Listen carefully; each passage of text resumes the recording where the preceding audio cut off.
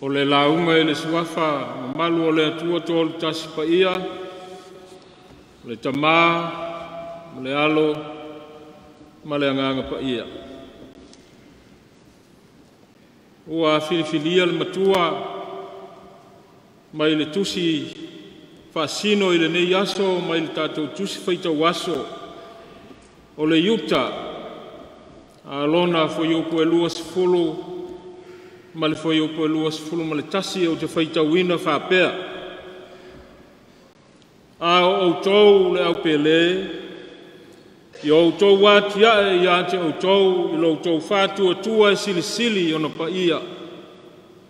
O le anganga pa ia tou te tatalo ai.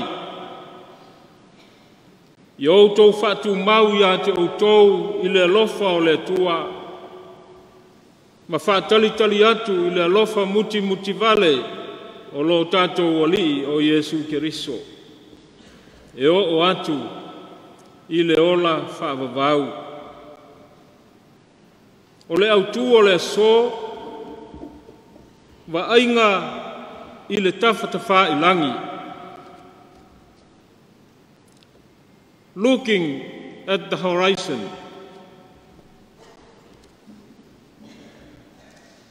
Wa ainga i le tawhatafa i langi. E le taulau ngaina o tou whaife au mwhaletua. O whaife au o le upu ma le sakara meta ua whaau uina nei. O e ua le leia o ina il mata upu sili sili ma le awhionga le tua. Au au se whawhangu ma se whaamanatu tā ua mo o tau mai le tusi au pito i titi o le tusi pa ia. Ai le aveano na i titi ma ala e tau whaatau waa ina ai le te le ma le tā ua o lana wheau. O le tusi a iuta whai mai o le au auna a le ali. Ta oto ia le lave lave o langona winga i le tusi tala ma e o ave i le tusi. Po o iutaia, po o tangata o nuu ese, po o ai lava. A le mea lava ua manino o le tusi wha malosi, ma wha manatu mo tangata kerisiano, o e talitonu i le atua ma le tala le lei i a Yesu Keriso. Pai mai le foi upu mua mua, i e ua vala awina. Ua alofa ina e le atua le tamā, ma leo leo ina mo Yesu Keriso. Ua whea unga le lei lava lea, mo o tau foi o e ua filifilia, ma vala awina e le li. O lo ta ua e yuta, o e fai fili le atua, i le ulua i vaenga o lana tusi. I la tau ua whaalango lango maola i o lātou lava manatu whaasau sili. E te te atuai le suafa o Yesu Keriso. Pai mai uta, le au pele, o lo o au matua whaamalosi e tusi atu i ante o tau. I le whaola tanga ua tu tele. E ape apa i atu i ante o tau whaamalolosi. O na whinau ma le whātu o tua. Na tuu ina mai whaatasi i le au pa ia. A wā ua o ane whaale longa nisi, o e whaale mata. O e ua whaafiti lo tātou matai e toa tasi. Ma lo tātou wali o Yesu Keriso. E le ngatai lea.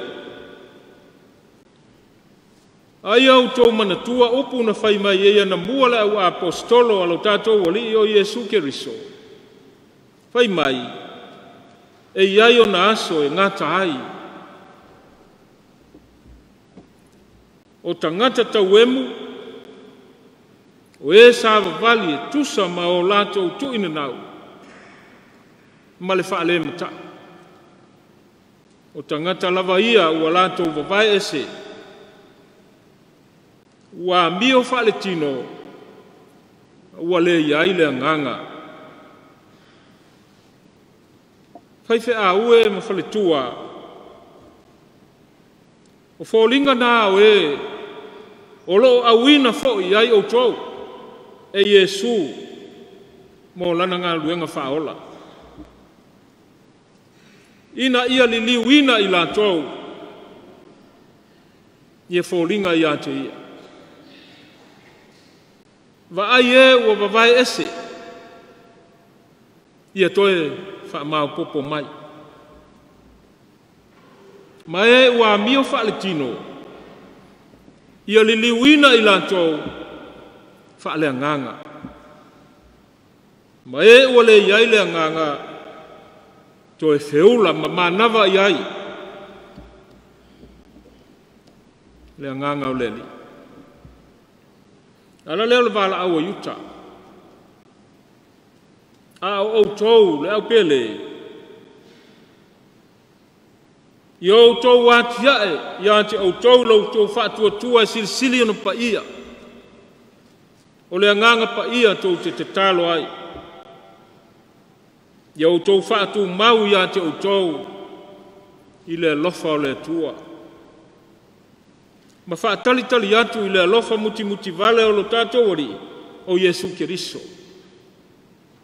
E o atu i le ola whaavavau, le au pele. O lona winga o lo o iai le nganga nau tai. I se mafutanga vala lata. Wa ai oia tu ai. Ma whaataua nau ia te o tau. Ati ae. Loutou whaatua tua, ma whaatua mau loutou walofa i le li. Ai lava lo pi yama yuta lapata inga ma le wha malosi a Yesu i ona so. Wha auta, o te awatu i ate o tau e wha pei o mamoe i le waluko. O le nei o tau wata ma mai e pei o ngata. Fi le mu e pei o lupe. Le au whaau. I outou o au na Yesu. I outou sauni e whetau iai, ma fōlinga whainga tāna. Fōlinga manu whe ai. Le fili o le outou whetau iai ngā luenga. E lu i tau i na ai outou. A o oe. Ia saunia mo le wheau o le li. Ati ae lo whaatua tua. I ati ae lo whaatua tua i lunga o Yesu Keriso. O lo whaavai papa. E le whaatua tua sili o na pa ia. Pei o la yuta. Ma ia mana tua au tau a penga. Ai mai sa ka ria le profeta. E le o le fita. E le o le malosi. Au le nganga o le atua. Feta lai mai ai le atua o au. Fai mai uta o le nganga pa ia e te tatalo ai. Tatalo. Kasi le au penga sili o na malosi o ngā luenga. Tatalo. Fai fe au mwhaletua a malosi lau tatalo. A toa ai malau a penga o le pelu o le nganga. E le afionga le li. Waia wa penga au tuna. Ko ia le alu ma ave isi au penga se. Mata lai o whailonga o le poto salalau. Ma le poto i le mata upu sili wa mawae. Ko ia le alu ma ave oe. Ma e whapea.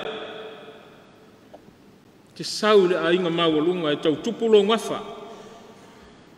Aua.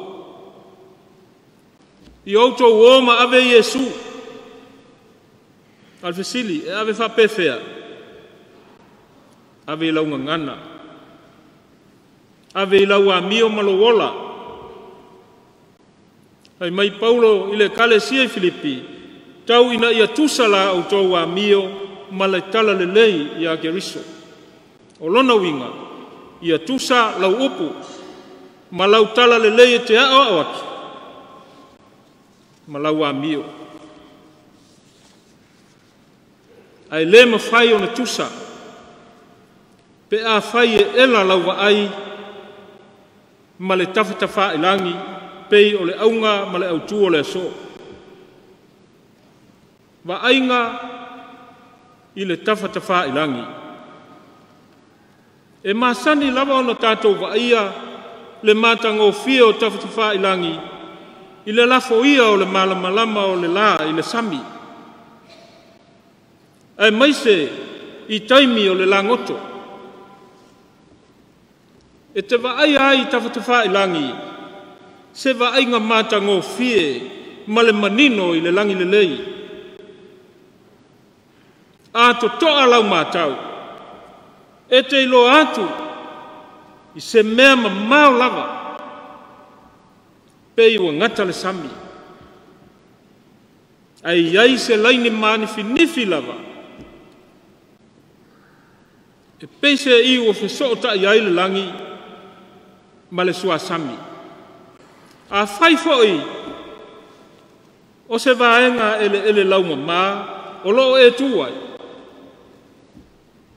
E nimo lau wa ai tawhatafa ilangi. Ai te loa le leia tu lava, i se mea mamau. Pei ua ngata mai le lalolangi. A o ta oto mai ai, se laina mani finifi. E fo ringa o situa oi, o le langi ma le lau ele. Mo le kerisi ano whātua tua, o Yesu Keriso, le laina mani finifi, le na. Ua feso o tai ai le langi, ma le lalolangi. Tua i manuia e tele o le atua. O ia o le whaititoa, e ui e tu ai le tangatanga sala, e ala i le salamo, ma le whātua tua. E tau atu i le ola whaavavau. Ai fe au mwhale tua, ia tau lai lava lau wa ai ia Yesu tawhatafa ilangi. Ai leo le wa ai solo i au tafa po fea lava. Tau lai matuli matai tawhatafa ilangi mo lona mata ngofie. Ia e lo atu le manino o mea uma o lo iai. Ia mamao lau wa ai mamao. Au ale ngata i mea lata mai, wa ai mamau. O ta oto mai ai le tawhatafa ilangi manino. Ia whaauta le wa ai. Ina ia sanga tonu ia Yesu le li o le tala le lei. E te ilo ai mea lilo manenefu. Wa ai lo whaatuatua. Lo whaatuatua whai mai, ia atiae. Ia atiae o le mea silisili o na paia. E leo se whaatuatua mate, a le whaatuatua ola, e ala i ngā luenga le lei. Mau tautu mau ai le alofa o le atua. Whaatali atu ai le alofa muti vale o Yesu Keriso. E o lava i le whaamoe le ola whaavavau. O la tātou fe au o whaamanatu mai e iuta, pe iona iai le whai upo luas fululua ma le luas fulutolu. I o tō walo lofa atu inisi, ua whaale tonu. A o isi i o tō whaola ia i la tō male matau. Ia se i ese ia i la tō mai le afi. Mea lea, mai nā o. O a whai o iai ni luko. I o tō whaali liu i a whai mamā moe. Ai wa aine i e liu luko atu ai ma oe. Ia se i ese ia i la tō o e a pa u atu i le afi. Ai wa aine i e le ma whai o le se i ese. A e tofu atu ai ma oe le afi. Ai se a. E le o sa o lau wa ai i le tawhatafa ilangi i a Yesu malona mamalu. Ona o lo o li lifa lau wa ai mea leo langa nei. Wha e tete la tātou wa ai. Nei pei o le wa ai o le ulua i tangata, na se lava i le mānaia ma le mātanga o fia o le fua o le la au, wha saina e le tua. Po le va ai fo ia lota na ngata lava ile matango fio le fanua launga tasi ona ole na nauolo na loto ia tina e mamea ole tino ai ngalo tangata o iai e whakaupau ai ale va ai yuta le sekara na ngata i tupe ai ngalo siona ali o Yesu ole tupe wana pupuni lau wa ai ile matango fie ole li ole tafatufa ilangi manino o la Yesu ai o tō mua isa ili le malo le tua malanami o tonu ona wha o popo ina atu leo ia mea uma ia ante o tō e maua lava mea uma popole ai lo lotu faitalia le ana mea ma lana wha soa ai wha mua le mea finangalo ai lo wali ole a tia e lo wha tua e siri na pa ia ia e lofa ile tua fa tali atu ile lofa muti vale o Yesu Keriso te o atu ai le fa moe le ola fa vau o la le tustala e pelu ina tu ese ia o me mafa uma e fa lave ngo fie ai i tato ai e tato tau fetuli ma le ono sa ile ala tanu o yo tato ma ia va ai atu ia Yesu va ai ia Yesu awal va ai fo se me olena te taina malena te fa atu to ina lo fa tua olena on sa ile sa taulo fa tau va ia te ia le ma ona oli sa tu yo na luma no fo yo ia ile tu tau mutau ole no fo ali yo leli o la tatou fo launga whaale ngā luenga e umi ma fita. Pai whe a ue ma whale tua o le tala lelei e tumu lava ilu i tau le ngā luenga a Yesu. O le melea i tau lai lava lau ai tawhatafa i langi. O lo tu tila mai ai le li o Yesu na te tai oe na te whaatonu oe na te whaasino o i le ala o ngā luenga. E se loa lau wa ai, i mea leo langa. O na le tini leo lau tamo enga. Tuli mata i Yesu i lau wa ai, o le whaatua tua. Le kale si ae, ma le whanau o le atua i le neitaia. O Yesu, o lo tu mai le mea manino, i tawhatafa i langi. O le li ia o le wha moe, o le leo ma moe sili mo i tātou le ka le si. Na wheta lai mai lava o ia, o au nei, o le malama lama o le lalo langa. O le malama lama le nā o le ka le si. Peina tau lai ai le va ai, le au tua o le tātou fontele le tau sa. Le ai lava saisi. O a mea ma numi, e mafolafola i leri. O a mea o whaane nefu e manino i leri. O ani mea o pouliuli e malama i ante. O le mea lea. O a lava ala o a tātou au nanga. I lau tau soi fua ma lau tātou wala ofo i na atu mo le ali. Tau lai. Lau wa ai. Tawhatafa i langi. Manino atu ai le mea mamau lava. Ki a e wa ai mamau, Yesu. Aua le ngata lau wa ai le mea lata mai. Wa ai le mea o lo nimo atu. Manino mai e lava le ali o le wha moe. O le na wala awina o tau whaife au mwhalatua ma i tātou uma. O le ali o le tala lele. O le tala lele lana ngā luenga wha ola. Nelo na maliu mata ngā i le sātaua. Alui fo i le tuunga mau, lona toe tuunga malu, le tala le leilna, wala awina ai o tau. Mai tātou uma, o ia, o tau male manuia. Whaife au, whale tua whaau, o le lua afe, lua sifulma le tasi. Ona o Yesu, Amen.